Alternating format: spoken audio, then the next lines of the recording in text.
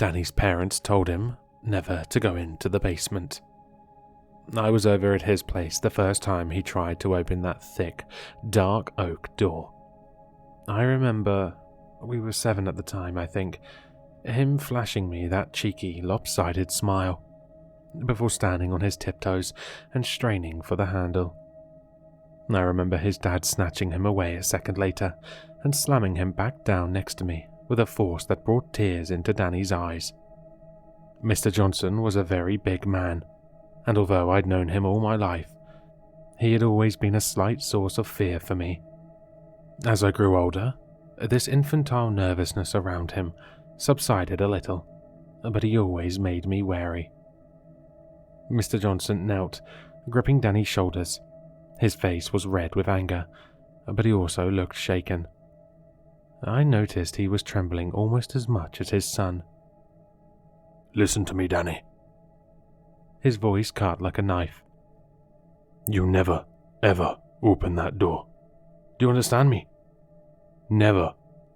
I've told you before, and I'll tell you again. Under no circumstances do you go in there." Then he bundled his snivelling son into a tight hug, before inviting us to come watch some cartoons. Afterwards, I had asked Danny what was behind the door. He had told me, in a roundabout way, that it was his basement. He seemed only half interested in the conversation, always distracted by the tinkle of an ice cream truck or an interesting stick. Danny's zealous imagination could take anything innocuous, anything every day, and turn it into something extraordinary. Sometimes I thought he could actually see things he dreamed up. Danny and I had always been friends. We were never really given a choice in the matter. Our families neighboured each other directly, and our parents had known each other since college. They just heaped the infant Danny and I together and waited for a bond to grow. And there was a bond. In the simplest sense, we were best friends. We were always together, in the same class at school, in the same scout group. We even ducked in and out of each other's houses like they were connected. For me, there didn't exist a life where Danny wasn't there to get me into trouble, or to get me out of it. Of course, we had our differences. I was always the quiet one, good in school, rarely to be found without my nose in a book. Indeed, if it hadn't been for the influence of the popular and gregarious Danny, I might well have been subject to harsh teasing throughout my education.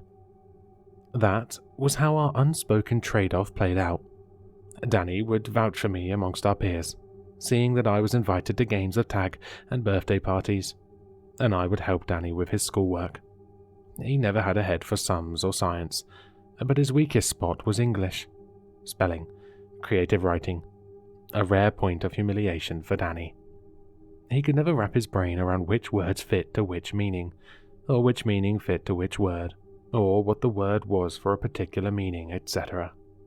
Looking back, he was at the very least dyslexic, and probably had other conditions, which meant he struggled in school. Sorry, let me get to the point. Danny's parents told him never to go into the basement. And after that first incident, met by harsh parental discipline, he obeyed the command. Whenever we were at his house, we would stick strictly to his room, or the lounge, or the garden. But over time, as it always did, Danny's insatiable curiosity grew. His 8-year-old brain feared punishment too much to try opening that door again without intel on what lay behind it, and any questions directed at his parents about the contents of the basement were either grounded or met with a rebuking. His parents probably rightly realized that if Danny were to gain the smallest morsel of information about that room, or catch the tiniest glimpse of what lay inside, then his wild imagination would create the other piece of the puzzle, causing his curiosity to become too much to bear. After a few months, Danny would often bring up the basement in conversation, presenting, in childish dialect, his latest speculations on what could be in there to my appraising ear. An alien egg, a robot clone, a baby dragon. For my part, I was not terribly interested in the contents of my neighbour's basement, as well as being too timid to ever aid Danny in a break-in. Danny was convinced that his parents were hiding something in there, and it was precisely his parents' caginess in the face of his inquisition which strengthened this theory. His older brother, Aaron, 15, only laughed when Danny brought these theories to him, and called him retarded. Then, one day, something changed. That morning, when Danny came galloping from his front door to join me in our walk to school, there was a strange air about him. He kept shooting me sideways looks and suppressed smiles, as if he knew a secret and was bursting to tell. Of course, knowing Danny, his lips did not remain sealed. There's a man in my basement. The words came tumbling out of his mouth in a pile, leaving him panting. It caught me off guard. My rational brain couldn't comprehend such an offload of information. What? What do you mean? I heard him whispering through the door. He heard me, and I unlocked the door. Dad was at work. I opened the door, and there were these dark steps, and I could see the man down there, and... Wait, Danny, you really saw a man? In your basement? Yeah. I heard him whispering through the door, whispering for help. Stop messing with me, man. No, I swear. I double, triple swear. Only this most sacred of oaths made me pause in my denial of Danny's story. For the first time, I let the thought cross my mind. Was it true? I began to question him hesitantly. Slow down. What about your dad? I told you, Cam. He was working late. Your mum? She was home, but I couldn't just ignore it.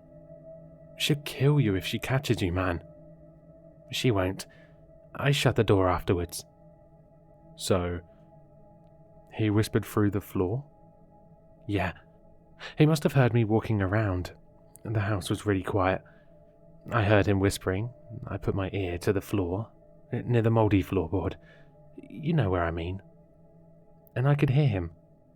His voice was really scratchy, like he had a cold or something. He sounded pretty cuckoo, kept repeating himself, asking for help over and over, mumbling about being alone in the dark or something. I resigned myself, reluctantly, to belief. Dude, that's really weird. You should tell your parents, I advised. Here's the thing, Cam, Danny whispered, voice crackling with excitement. What if they're keeping him in there? No, man, that's crazy. What are you remember that film that Aaron showed us? The one Mum got mad at him about? There was that guy, the mad scientist. That's what I was going to say. Yeah, the mad scientist. He kept those two dudes in his basement and all chained up, and he put that needle in them, you know, when their eyes exploded. Both of us paused to screw our faces up in disgust at the memory. And then he came in with that knife, and they were screaming. And then Mum walked in and switched it off. What if it's what Mum and Dad are doing, keeping that man down in the basement? I took a moment to digest this. Think about it, Cam. All the facts add up. This was a catchphrase Danny had learned of TV. Faced with Danny's, to me, flawless logic, I had no choice but to agree. Looking back, I find it strange, partially on my part, but more so on Danny's, how we were able to establish such a mental disconnect. How we could wholeheartedly believe that Mr. and Mrs. Johnson were carrying out the actions of a serial killer, and yet harbour no ill feelings towards them. In Danny's case, love them. Our attitude towards them did not change at all. Sometimes we forget how simple the mind of a child really is, how innocent, and conversely, how easy to shatter. Danny filled me in further, explaining how the man had been on all fours at the bottom of the dark steps, and how thin and bony he had looked. Danny seemed to imply at one point that he had made direct eye contact with the man, but he appeared to grow slightly uncomfortable at that point, quickly moving on with his description of the event. He had been about to go down those steps when he had heard his mum calling him from upstairs. Then he had exited the basement, locking the door and replacing the key behind the toaster, where he knew his dad kept it. Over the next week, Danny updated me regularly. He had been unable to find a moment where it was possible to open the door again, but he told me that a few quiet moments in the evenings he had whispered through the floor to the man, and the man had occasionally whispered back. He was careful never to let his parents catch these strange conversations. Doing so would alert them to the fact that he knew their secret. He was always vague about the exact contents of these talks through the floor. I took this as a way of him guarding his secret, like a serpent guards its hoard of treasure. But that Sunday, Danny granted me access to the treasure trove. Like most Sundays, I arrived at his house early in the morning, ready for a day of cartoons and fort building. But as soon as Danny had closed the door to his bedroom, he explained that he had a new item on the agenda. "You're going to talk to him today." I did not have to ask what he meant. Looking back, I am not sure I even wanted to take part in this eerie ritual. I am sure I was terrified by the idea of whispering to an unknown man underneath the floor. Danny led me downstairs, leading me over to the spot near the mouldy floorboard, his communication link. He made me kneel down, put my ear to the floor, and speak. As it was, I only had to listen. No sooner did my ear touch the floor that it was assailed by a strange sound, almost like a stormy wind or nails on a chalkboard. Straining my hearing, I could make out sounds, then words, then sentences. My brain came to terms with the fact that it was all true, that there really was a man, this man, mere meters below me. I jumped up with a start, heart suddenly racing, sending Danny into fits of giggles. But I wasn't laughing.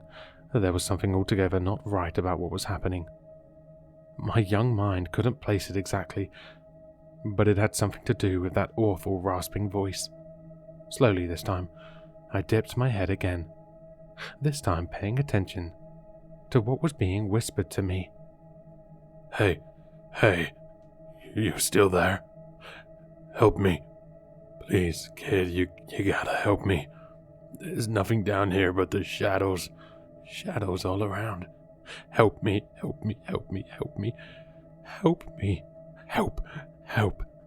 Help. This frantic repetition did not come with a rise in pitch, or even a waver in tone or consistency. The speaker spat the words at a ferocious rate, concentrating only on clarity and speed. They whispered as someone who has learned that they must whisper, regardless of how much they want to scream. But slowly, as I listened to the repetition, the begging for aid, I detected a rising urgency. No, and was it anger? Yes, it was discernible now, a clear and growing hate behind the words. Little shit, I'm begging you. Please, I'm fucking begging you. Come down here and help me. What are you doing? What are you doing? Help me. And then, as I listened in petrified silence, not breathing, just listening, he began to say other things. I'm not going to put them down here.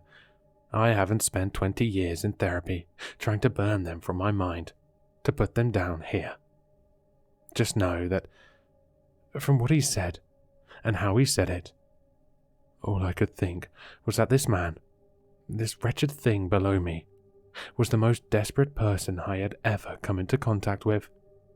To prostrate himself like that, to abase himself, to make himself little better than an animal. It made me think that he was absolutely terrified, out of his mind. I had heard enough. I turned my ear away from that crack in the floor and I made my mistake. I looked down. It was only for a second, and a second was all it took. I saw his eye. In that dark crack, I saw what I first thought to be a fat cockroach or a bulging woodlouse, some kind of rotund insect, bulbous and chittering. Then the ruptured, dirty brown, shell-like eyelid opened. Time slowed down. The roomy, red-tinted pupil frantically flitting, resting on me. The eye was milky white, with collections of dank yellow goop collecting in the corners. Veins bulged across its surface, giving the impression that it was about to burst. I couldn't look away. I felt like that blighted eye was staring straight into my soul, like a madman, a wild thing. I fell back, letting out a cry of fear. I pushed past Danny, running out the front door, tears streaming down my cheeks. I didn't stop until I was under the covers of my own bed, choking sobs echoing into my pillow. I wouldn't tell my parents what was wrong. Looking back, I wish I had. After a while, guilt and boredom conquered my fear, and I returned to Danny's house. He let me in sheepishly, treading on eggshells around me, unsure of what had caused my reaction. I found my outburst to be humiliating, and resolved myself to pretending nothing had happened. Yet, I still refused to look over at that door, or the spot on the floor where that voice had whispered to me. That evening, shortly before I returned to my own home for supper, Danny and I had sat on his bed, talking. "What are you going to do?" I asked. "What do you mean?" "I mean, what are you going to do about him?" A brief moment of hesitation, remembering that horrible eye emerging from the dark. "Well, Gee, man, I don't know." "What do you mean?" "You're really going to let your parents just keep him down there? He doesn't sound like he's having fun." "You're right." Danny's eyes gleamed. I should rescue him." No, Danny.